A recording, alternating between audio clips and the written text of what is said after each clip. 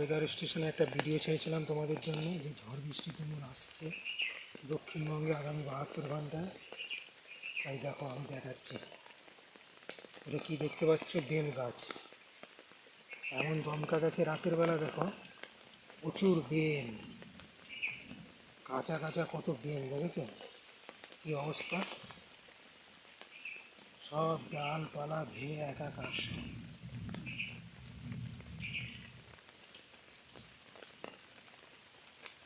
এই অবস্থা। আর একটা ডালের মধ্যে কত করে বেল, দেখো।